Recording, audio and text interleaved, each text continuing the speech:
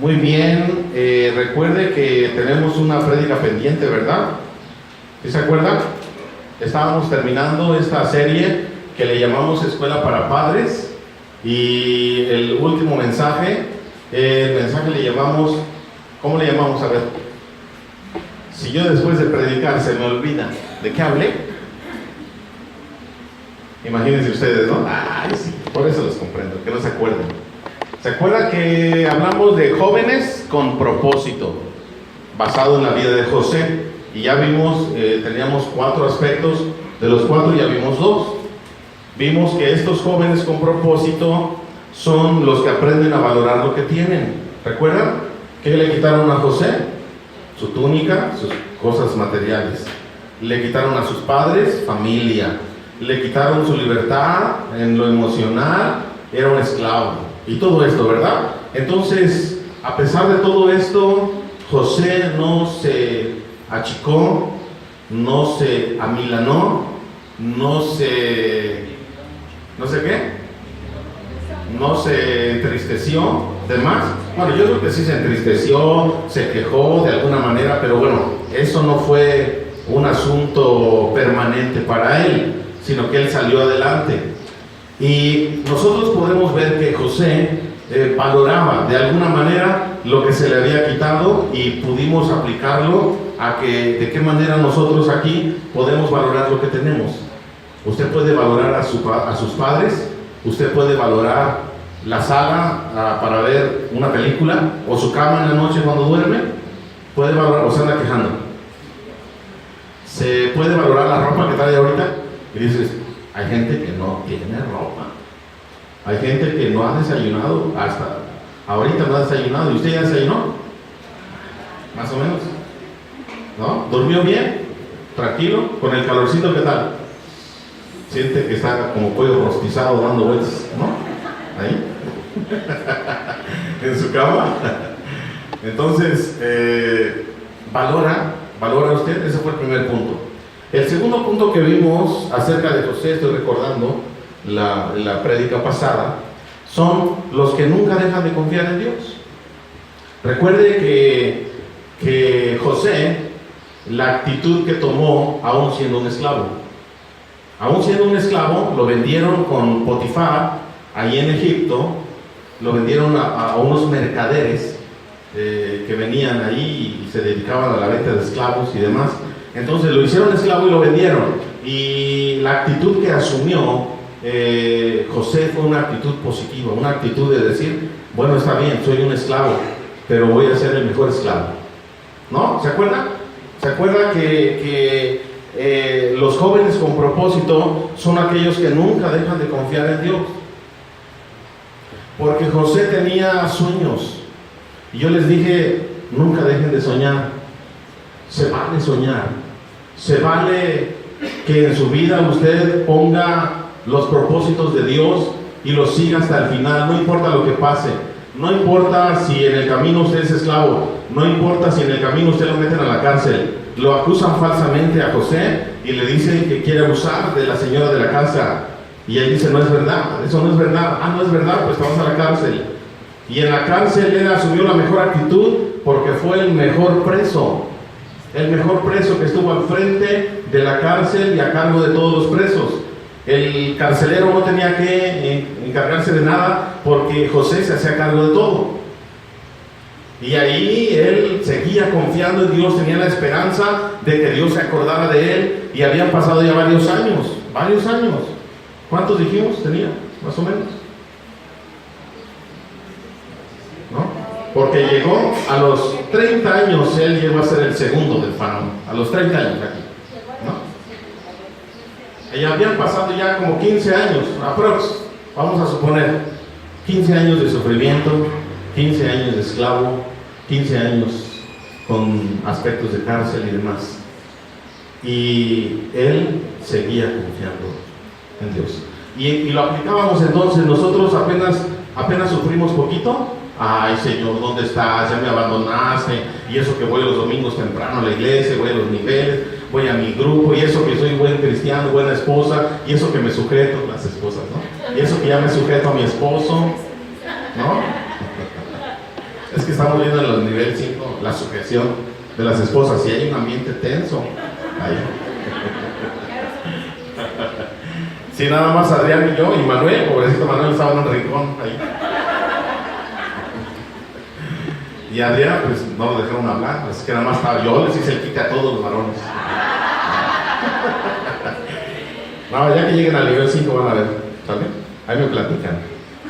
Pero regularmente cuando estamos en situaciones de crisis, lo primero que se nos viene a la mente es un aspecto de claudicar, tirar la toalla, abandonar, sea matrimonio, sea trabajo, sea relación de amistad. Cuando viene una crisis, lo primero que tenemos, pues que se vaya por un tubo, ¿no?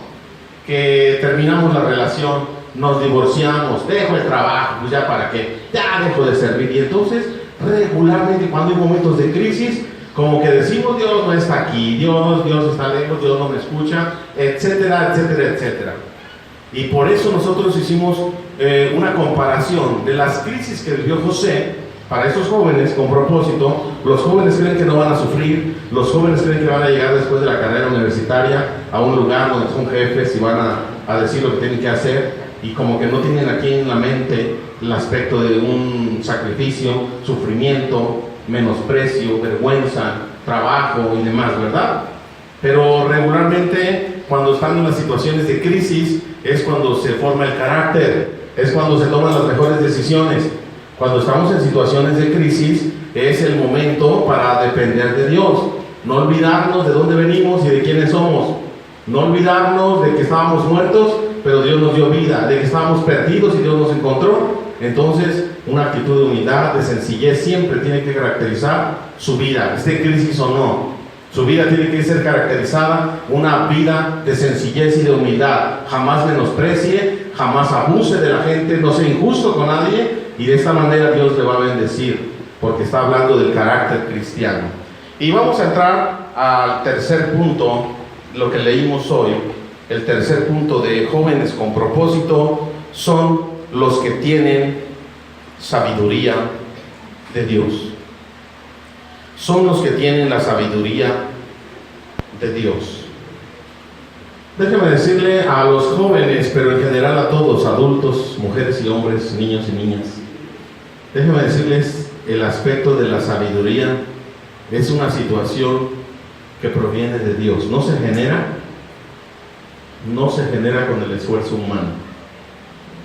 La verdadera sabiduría, como el verdadero amor, como el verdadero perdón, no es un esfuerzo que usted tenga que hacer, es obra del Espíritu Santo que vive en usted. Es una obra del Espíritu Santo que vive en usted. Si usted quiere ser un hombre sabio, un joven sabio, una mujer sabia, tiene que buscar esta sabiduría en el conocimiento de Dios y su palabra, en la dependencia de la relación que usted tenga con Dios, en la permisividad, ¿cómo se puede decir esa palabra? Permisividad, lo que usted le permita al Espíritu Santo actuar en usted. ¿Permisivo? Esa es la idea. Que usted le dé permiso, ¿sí? Que usted le dé permiso al Espíritu Santo de que usted sea un instrumento en sus manos, de que usted le dé permiso al Espíritu Santo de manifestar a Cristo, de manifestar su carácter de Cristo, no es de usted. No diga, yo soy de un carácter fuerte. Sí, pero usted ya murió, usted ya no existe. Ahora el que existe en usted es Cristo. Deje que Cristo manifieste su carácter de Cristo, no de usted. Usted murió. Usted se identificó con Cristo en la cruz. Usted le dijo a Dios, yo creo en ti, yo creo en Jesús, me arrepiento de mis pecados. Y si usted se identifica con Cristo, usted murió. Y no diga, es que yo tengo un carácter fuerte. Cuando me buscan, me encuentran. Y cuando odio con odio, jarocho. ¿Sí? Usted murió. Usted murió. Cristiano, ¿usted es cristiano? Usted murió con Cristo. Deje que el carácter de Cristo, el Espíritu de Cristo, se manifieste a través de su vida. ¿Quiere amar? ¿Quiere verdaderamente amar? Deje que Cristo controle su vida. ¿Quiere verdaderamente perdonar? Este es un acto divino, eso es algo divino, no es humano. Por eso deje que el Espíritu Santo, que es Dios, deje que Jesucristo, que es Dios, actúe a través de su vida. Esos son los cambios de un cristiano. Cuando comienzan a ver que verdaderamente está siendo transformado y no ven a la persona que usted era, al borrachote, al grosero, al alburero. Ese no es, esto era usted, pero Dios le dio un vestido nuevo, un vestido de lino blanco, limpio, resplandeciente. Esta es la iglesia revestida, la iglesia renovada, la iglesia por la cual Cristo viene pronto. Cristo viene por una iglesia con un vestido nuevo, con un vestido de novia. Y usted tiene que ser esa iglesia. Así es de que quiere la sabiduría de Dios, quiere que Dios le use. Vea lo que hizo José. Llegó de esclavo con Potifar. Y entonces dice la palabra de Dios hace 15 días, ¿o cuánto hace? Hace como un mes que compartimos esto. Y entonces llega a la casa de Potifar de esclavo, y Potifar le dice: ahí te encargo que administres por favor todos los cultivos. Ahí te encargo que me administres todo lo que está en los corrales, las ovejas, las vacas, los chivos, todo lo que hay, los puercos y las gallinas. Ahí te encargo que lo administres. También te encargo que administres y les pagues a todos los trabajadores que tengo aquí en la casa. ¿Y qué hizo José?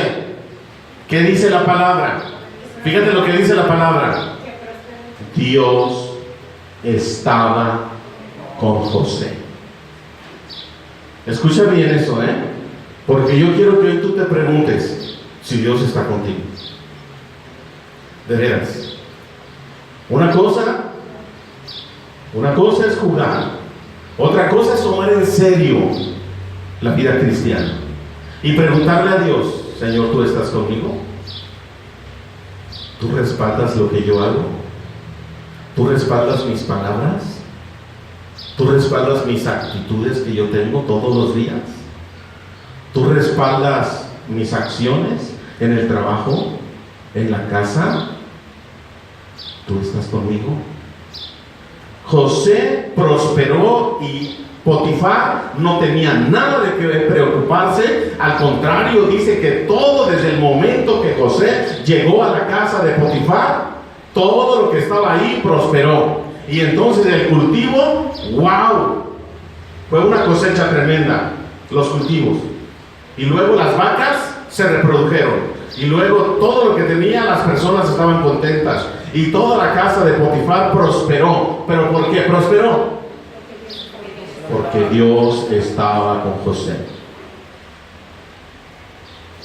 Yo quiero preguntarte: ¿tienes la sabiduría de Dios para tomar decisiones?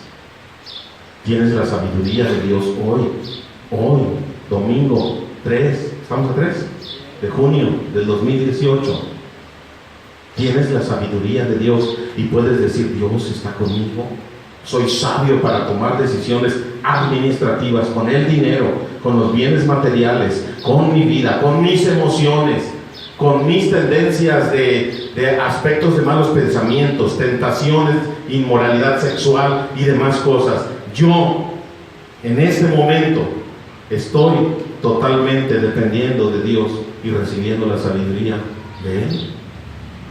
Los jóvenes con propósito son aquellos jóvenes que tienen la sabiduría de lo alto, y cuando lleguen a la escuela a presentar un examen, no confían meramente en su memoria, en su inteligencia, y estudia un día antes, 2 días antes, porque es muy inteligente, pero después del examen ya se le olvidó, y no está pensando en que ese conocimiento lo va a aplicar en la carrera que va a estudiar, en la vida donde se va a desempeñar. Los jóvenes que cuando están trabajando y las cosas les salen bien, dicen: qué inteligente soy. Los adultos que tenemos experiencia en ciertas áreas, oficios, profesiones, y decimos: eso ya me lo sé. ¿Tú crees que me chupo el dedo? Tengo como el colmillo retorcido. ¿Y en qué está confiando? Cuando tiene el colmillo retorcido, ¿qué quiere decir? ¿Que se la sabe? De todas, todas, ¿sí o no? Lo tiene retorcido y amarillo.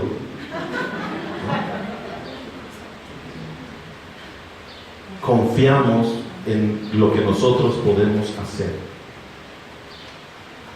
José, después, lo acusaron y se fue a la cárcel. ¿Tú crees que José sabía administrar los asuntos en una casa y luego sabía administrar asuntos de la cárcel? ¿O tuvo que aprender? Una actitud de aprendizaje, porque cuando todo te lo sabes, ya desde ese momento no sabes nada, ¿no? Cuando no estás dispuesto a aprender de otro, desde ese momento te bloqueaste, pusiste una barrera a la sabiduría. A la sabiduría. Estamos hablando de sabiduría. Entonces José tuvo que aprender algo más, algo nuevo, pero la actitud contaba. Yo quiero aprender, yo quiero servir, una actitud de servicio. Y se puso al servicio del carcelero, y se puso al servicio de los presos, y entonces les hacía favores, y entonces les servía y cuidaba y demás cosas ahí. Y Dios estaba con José.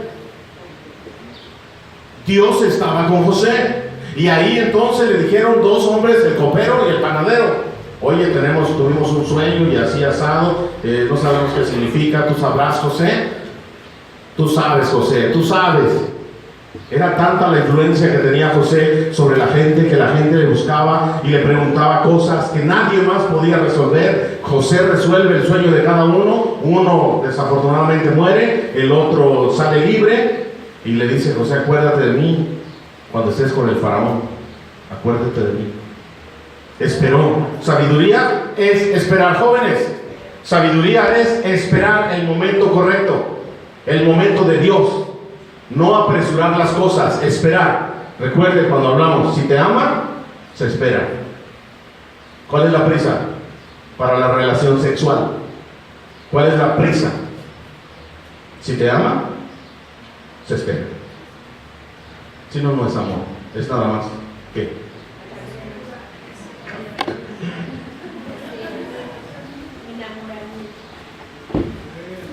pero los jóvenes no se saben esperar. No saben esperar el tiempo de Dios y quieren apresurarlo todo. Por eso salen malas cosas. El tiempo de Dios. Sabiduría. Aguante, espere el momento oportuno.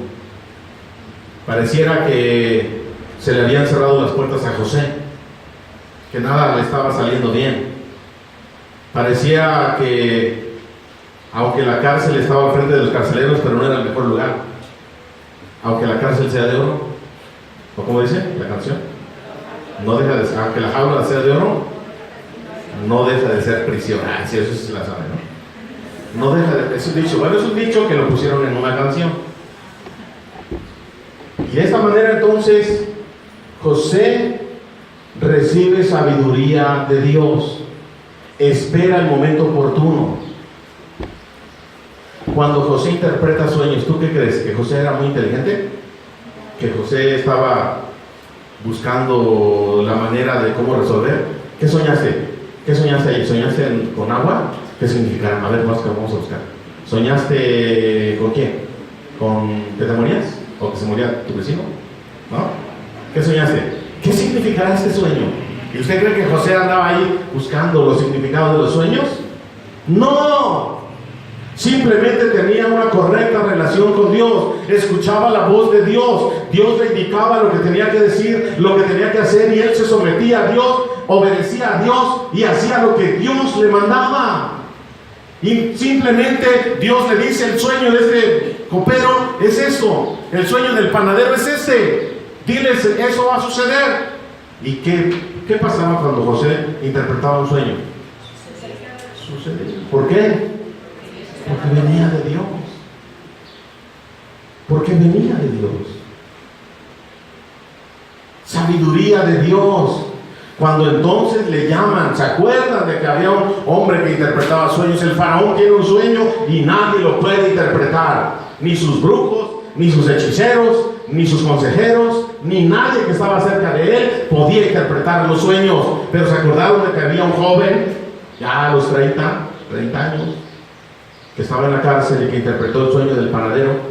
Y le dijeron a Potifar, Potifar, a ver, ve por aquel hombre. Ya va a Potifar porque era el jefe. Y viene con José, hasta le da pena a Potifar. Viene José delante del faraón. Faraón le cuenta el sueño. José le interpreta y le dice lo que tiene que hacer. ¿De dónde cree que proviene esto? ¿Tanto estudio? ¿Tanto estudio? Si ustedes, adultos y jóvenes, dependen de sus estudios, dependen de todo lo que aprenden, y ahí está su confianza, déjenme decirles que un día se acabará. ¿Y dónde quedará su confianza? Yo no estoy diciendo que no estudien. Yo lo que estoy diciendo es que dependan de Dios antes de sus estudios, antes de su experiencia, antes de su fuerza física, antes de su belleza. Eso se acaba, se arruga, se muere, se debilita, la memoria se acaba, el físico se acaba.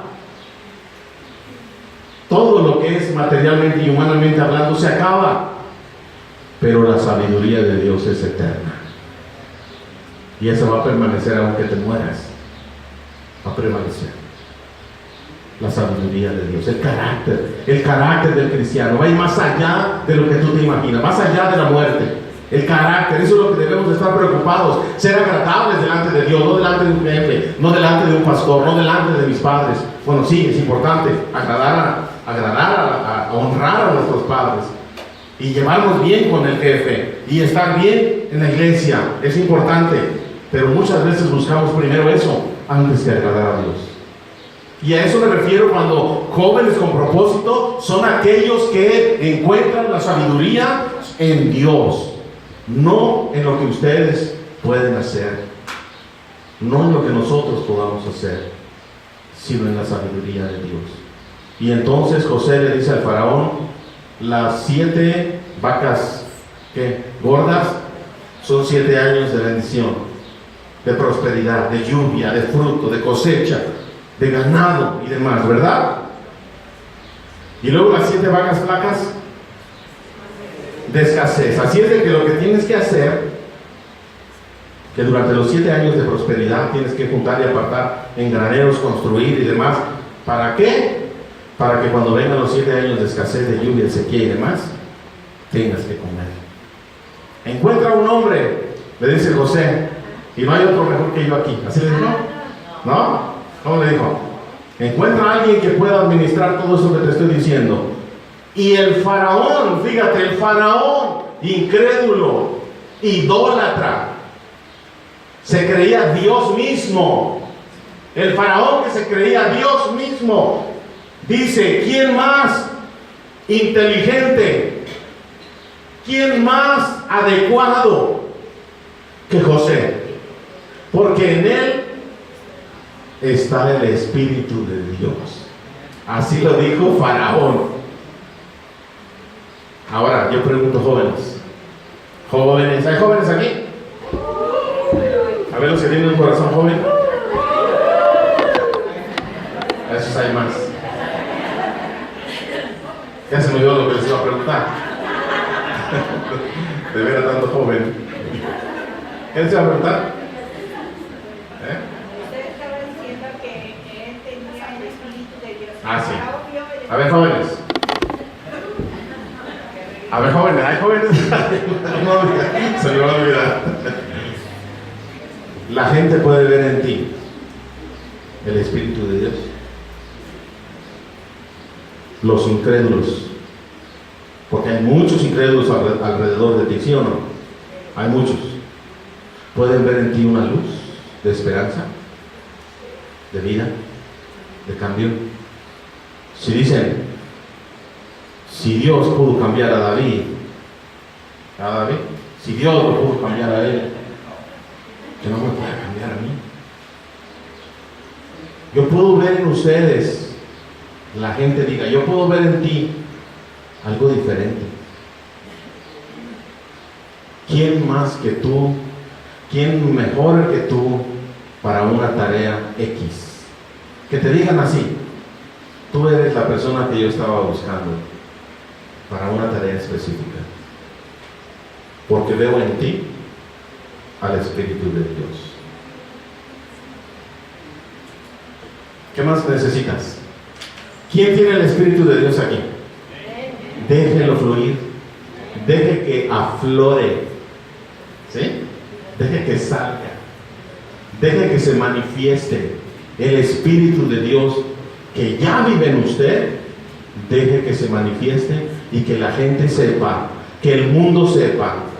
Miren, hermanos, alrededor tenemos una situación tremenda de idolatría, violencia, hechicería, brujería, culto a la Santa Muerte, santería. Tenemos alrededor una situación de violencia intrafamiliar, divorcio, jovencitas abortando. Tenemos alrededor una situación de alcoholismo y droga tremendo, tremendo, cada vez hay más, cada vez hay más. Desde el lunes, martes en la López Portillo, los santos que están ahí, ¿quién no? Lunes en la noche cuando salimos de la oración, yo vi el santo pasando por la López Portillo y veo los santos. Sí, ya no me persino, ¿no? Pero de veras, o sea, usted se imaginaba antes solamente el fin de semana, ¿no? Viernes y eso, algunos que empezaban antes, pero sábado y domingo, hay los borrachotes, ¿no? Pero ahora, lunes, en la noche, y no se les llama antro, se les llama karaoke, se les llama, no sé, otros nombres, ¿no? Ya no son antros, son jovencitos que están ahí tomando, obviamente con su michelada. ¿Y qué más? ¿Qué más aparte de michelada toman, a ver, jóvenes? Tequila. ¿Qué más toman? A ver, diga, ahora no saben. ¿Cómo se llama? ¿Domichelas? Gomichelas. ¿Qué son? ¿Con gomitas? O sea, gomitas.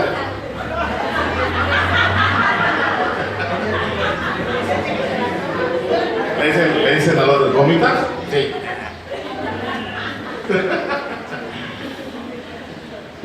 Toda esta situación va creciendo, va creciendo. ¿Qué vamos a hacer? ¿Qué podemos hacer? Si un jovencito de 30 años, comenzó de 17 hasta los 30 años, pudo marcar la diferencia, tentaciones sexuales, tentaciones de robo, tentaciones de poder, tentaciones X, supo esperar, y en el momento oportuno, en el momento correcto, Dios le exaltó, y entonces le dice Faraón: ¿quién más que tú? Así es de que tú ahora vas a ser el segundo, nadie va a tener más autoridad que tú, José. Supo esperar. ¿Te das cuenta el pago de la espera? ¿Te das cuenta de las consecuencias equivocadas o consecuencias acertadas que puede haber de acuerdo a tus actos, a tu espera, a tu dependencia? Y entonces llegó a ser el segundo. Después del faraón no había gente más importante en Egipto. Después de ser un esclavo, después de estar en la cárcel y acusado falsamente, después de que parecía que nadie se acordaba de él, después de que fue apartado de su familia, sus hermanos no lo querían, le quitaron su capita hermosa de colores y le quitaron tantas cosas, que él bien pudiera haber tirado la toalla y haber dicho: hasta aquí llegó aquel José bueno, aquel José que dependía de Dios, aquel José que esperaba, ya se acabó, porque ahora la vida me ha cambiado. Ahora la vida se vino en contra y van a encontrar al verdadero José, agresivo, violento, que mata, que asesina y que roba. Y esos son nuestros héroes de Hollywood, ¿no? Esos son nuestros héroes. Narcotraficantes, asesinos, pero como pelean con otros más malos, pues les vamos a ellos, ¿no? Pero también matan, roban y mienten y se divorcian, y esos son nuestros héroes. Y cuando gana Rambo, ¿no? Cuando los Avengers, ¿son nuestros héroes? ¿Son nuestros héroes? ¿Son nuestros modelos a seguir? Algunos ya se murieron, así de que.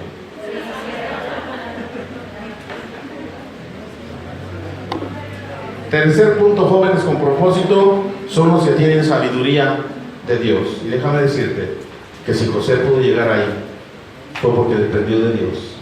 Y esto que estaba saliendo para la oportunidad para José, provenía de un Dios que se agradó de sus acciones, de sus pensamientos, de su fe. De su fe. Así es de que jóvenes tienen un gran futuro por delante. Dependan de Dios. Tómense de la mano de Dios. Y en último lugar, cuarto y último, jóvenes con propósito son los que no guardan rencores. Son los que no guardan rencores. Vamos a leer Génesis 45 a partir del versículo 1. Vaya a Génesis capítulo 45 a partir del versículo 1, ahí donde estamos. Dice: José ya no pudo contenerse, había mucha gente en la sala y él les dijo a sus asistentes: salgan todos de aquí. Así que estuvo a solas con sus hermanos en el momento de decirles quién era. Entonces perdió el control y se echó a llorar. Lloraba con tanta fuerza que los egipcios podían oírlo. Y la noticia pronto llegó hasta el palacio del faraón. Soy José, dijo a sus hermanos. ¿Vive mi padre todavía? Pero sus hermanos se quedaron mudos. Estaban atónitos al darse cuenta de que tenían a José frente a ellos. Por favor, acérquense, les dijo. Entonces ellos se acercaron y él volvió a decirles: soy José, su hermano, a quien ustedes vendieron como esclavo en Egipto. Pero no se inquieten ni se enojen con ustedes mismos por haberme vendido. Fue Dios quien me envió a este lugar antes que ustedes, a fin de preservarles la vida. El hambre que ha azotado la tierra estos dos últimos años durará otros 5 más, y no habrá ni siembra ni siega. Dios me hizo llegar antes que ustedes para salvarles la vida a ustedes y a sus familias y preservar la vida de muchos más. Por lo tanto, fue Dios quien me envió a este lugar y no ustedes, y fue Él quien me hizo consejero del faraón, administrador de todo su palacio y gobernador de todo Egipto. Ahora apresúrense, regresen a donde está mi padre y díganle: tu hijo José dice: Dios me ha hecho señor de toda la tierra de Egipto, así que ven a verme de inmediato. 10. Podrás vivir en la región de Gosén, donde estarás cerca de mí, junto con tus hijos y tus nietos, tus rebaños y tus manadas y todas tus posesiones. Allí te cuidaré porque aún quedan 5 años de hambre. De lo contrario, tú y los de tu casa y todos tus animales morirán de hambre. Miren, agregó José, pueden comprobarlo con sus propios ojos, y también puede hacerlo mi hermano Benjamín, que de veras soy José. Díganle a mi padre acerca de la posición de honor que tengo aquí en Egipto. Descríbanle todo lo que han visto y después traigan a mi padre aquí lo más pronto posible. 14. Llorando de alegría, José abrazó a Benjamín y Benjamín hizo lo mismo. Luego José besó a cada uno de sus hermanos y lloró sobre ellos, y después comenzaron a hablar libremente con él. La noticia pronto llegó al palacio del faraón: han llegado los hermanos de José. El faraón y sus funcionarios se alegraron mucho de saberlo. El faraón le dijo a José: dile a tus hermanos, esto es lo que deben hacer. Apúrense, carguen sus animales y regresen a la tierra de Canaán. Luego vayan a buscar a su padre y a sus familias y vuelvan aquí. Yo les daré la mejor tierra de Egipto y comerán de lo mejor que esa tierra produce. Después el faraón le dijo a José: dile a tus hermanos, lleven carros de Egipto para transportar a sus niños y a sus esposas, y traigan a su padre aquí. No se preocupen por sus bienes personales, pues lo mejor de la tierra de Egipto será de ustedes. Así que los hijos de Jacob hicieron lo que se les dijo. José les proporcionó carros tal como el faraón había ordenado, y les dio provisiones para el viaje. A cada uno le dio ropa nueva, pero a Benjamín le dio 5 mudas de ropa y 300 monedas de plata. También le envió a su padre 10 burros cargados con los mejores productos de Egipto, y 10 burras cargadas con grano, pan y otras provisiones que necesitarían para el viaje. Entonces José despidió a sus hermanos, y cuando se iban les dijo: no se peleen por todo esto en el camino. Y ellos salieron de Egipto y regresaron donde vivía su padre Jacob, en la tierra de Canaán. ¿José todavía vive? José todavía vive, le dijeron a su padre, y es el gobernador de toda la tierra de Egipto. Jacob se quedó atónito al oír la noticia y no podía creerlo. Sin embargo, cuando le repitieron todo lo que José les había dicho, y cuando vio los carros que habían enviado para llevarlo, su alma se reanimó. Entonces Jacob exclamó: debe ser verdad, mi hijo José está vivo. Tengo que ir a verlo antes de morir. Vamos a ver. Cuarto y último lugar, ya para irnos, entonces tenemos que jóvenes con propósito son aquellos que no guardan rencor. Qué triste es ver que los jóvenes van creciendo y van guardando rencor de todo. De los padres porque los trataron mal, de los padres porque los trataron muy bien, porque les dieron todo o porque no les dieron nada. Del gobierno porque es corrupto, mentiroso y no cumple lo que dice. Y crecen con odios, con rencores, con amarguras. Crecen odiando al jefe, al primer jefe, al segundo jefe cuando comienzan a trabajar. Adolescentes a sus maestros, jóvenes a los maestros de la UNAM, de la universidad, ¿no? Y demás, ¿verdad? Que jóvenes con muchos rencores con sus hermanos. Y yo no estoy diciendo que muchos jóvenes adultos que habemos aquí, tal vez en un momento dado hemos sido dañados y marcados por alguien, abusados por alguien, de cualquier tipo de abuso. Pero lo que quiero decirte, que Dios está aquí para sanar todo esa carga y todo ese daño que en un momento dado alguien hizo. Y que la carga la llevas tú, la marca la llevas tú y yo. Pero aquí está la clave de la sanidad: el enfoque. Si el enfoque lo pones en la gente que te hizo daño, estás rumbo al odio, a la venganza y a hacer el mal. Si el enfoque lo pones en Dios, y si Dios permitió, y tú dices, pero ¿cómo un Dios tan bueno permite que los niños sufran y los adolescentes sean abusados? Y un Dios tan bueno y grande que podía evitar tantas cosas permitió que yo viviera una vida tal o X o Y. Si comienzas a pensar así, estás rumbo a la venganza, al odio, al rencor más profundos que puedas experimentar en tu vida. Tal vez no fue voluntad de Dios que alguien te hiciera daño, pero Dios lo permitió por alguna razón. Déjame decirte esto: Dios lo permitió por alguna razón. Y en el pasado sucedieron cosas que de alguna manera afectaron tu vida. Pero sigamos el ejemplo de José. Hermano, primero los prueba y les dice: ustedes me han robado. No se manifiesta como es.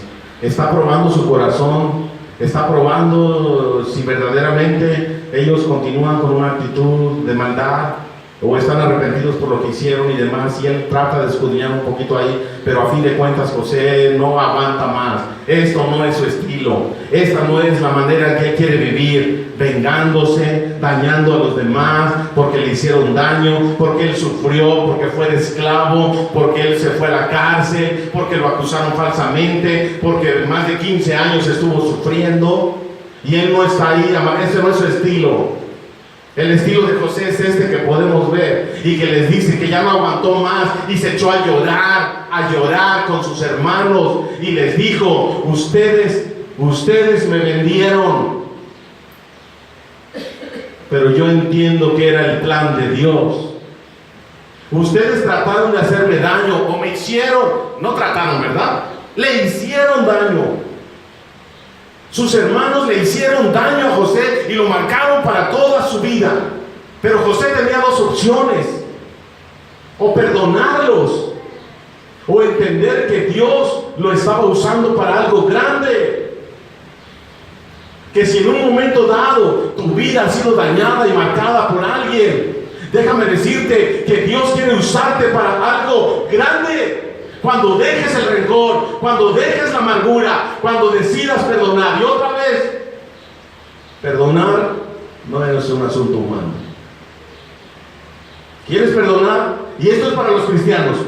Para los cristianos solamente. Pueden solamente los cristianos perdonar genuinamente y plenamente. Usted puede escuchar a uno cristiano que perdona, a uno cristiano que... Pero eso no es el verdadero perdón. El verdadero perdón es una identidad con Cristo. Y que Cristo cambie tu corazón y que Cristo venga y te muestre el verdadero perdón. Así como Cristo te perdonó a ti, fíjate la experiencia de la declaración de Jesús. Así como yo los perdono a ustedes, dice Jesús, ustedes pueden perdonar a otros. Porque el modelo es Cristo. El modelo del perdón es Cristo. Si nosotros hemos afectado a Dios, ofendido a Dios, y Él nos ha perdonado tantas cosas, ¿cómo no perdonar nosotros a los que nos ofenden? Porque si usted no perdona al que lo ofende, Dios no lo perdonará a usted. Es una condición. Es una condición. ¿El perdón de Dios está condicionado? Sí. Sí está condicionado. Si usted no perdona, yo no le perdono, dice Dios.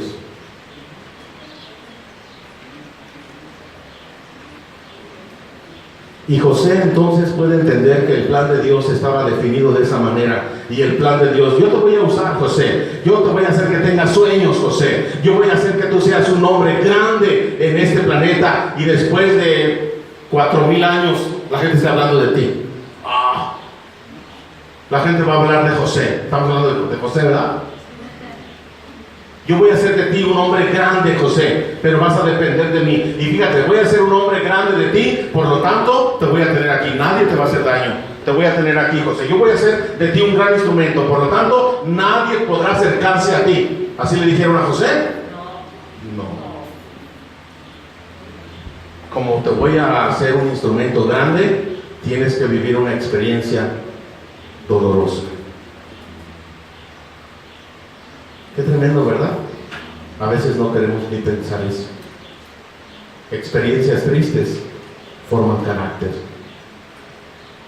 Experiencias de tormentas en nuestra vida hacen fuertes a los matrimonios, hacen fuertes a nuestros hijos. Déjelos que sufran un rato. Déjelos que lloren. Déjelos que vivan las consecuencias de su rebeldía, de su desobediencia. Pero al fin de cuentas se está formando carácter cristiano, carácter que va más allá de la muerte, de vida eterna. José fue un joven que les dijo a sus hermanos: yo no tengo nada contra ustedes. Ahora puedo comprender que Dios permitió que ustedes me vendieran, que yo fuera un esclavo, que yo fuera a la cárcel. ¿Por qué? Porque el plan de Dios era que yo llegara a ser el segundo. ¿Por qué? Porque Dios sabía que venían tiempos de crisis y Dios quería salvarlos a ustedes a través de mi vida. Y apenas van 2 años de sequía y faltan otros 5 más. Y yo voy a estar aquí, y yo voy a ser de bendición, y yo voy a cumplir el propósito por el cual me permitió soñar. Me permitió soñar que 12 espigas u 11 espigas se inclinaban ante mí, y el sol y la luna también me rendían honores. Y el sueño se cumple. Jóvenes, se vale soñar. Y se vale soñar en grande, porque dependiendo de tu Dios, es el sueño que tengas. Dependiendo del poder de tu Dios, es el sueño que tú tengas. Dependiendo de la fe que tengas, es el tamaño de tu sueño. Se vale soñar a la manera de Dios. Y podemos resumir 4 cosas de jóvenes con propósito. La primera, ¿cuál fue? Jóvenes con propósito son los que aprenden a valorar lo que tienen, no se esté quejando. Número 2, son los que nunca dejan de confiar en Dios. Nunca. Su actitud es muy importante, su confianza en Dios. Nunca deje de confiar en Dios, aún en medio de la tormenta y en medio de la crisis. Dios está más cerca de usted de lo que usted piensa. Número 3, son los que tienen la sabiduría de Dios. No confíe tanto en su conocimiento, su experiencia o su juventud. dependa de la comunión con Dios, de lo que Dios le dé, de lo que Dios le diga que haga. Si José fue un gran administrador, no fue porque él tenía mucho conocimiento, sino porque Dios le daba ese conocimiento, sabiduría y demás. Y en último lugar, son los que no guardan rencor. Los hermanos estaban asustados, creyendo que José se iba a aprovechar y a vengar y a maltratarlos, pero José les dijo: no se preocupen, este es un plan de Dios. Entiendo el plan de Dios, el panorama general así grande de Dios. Así que no se preocupen, porque Dios planeó todo esto y para que ustedes fueran bendecidos a través de mi vida. Cierren sus ojos, inclinen su cabeza, por favor. Padre, te damos gracias en esta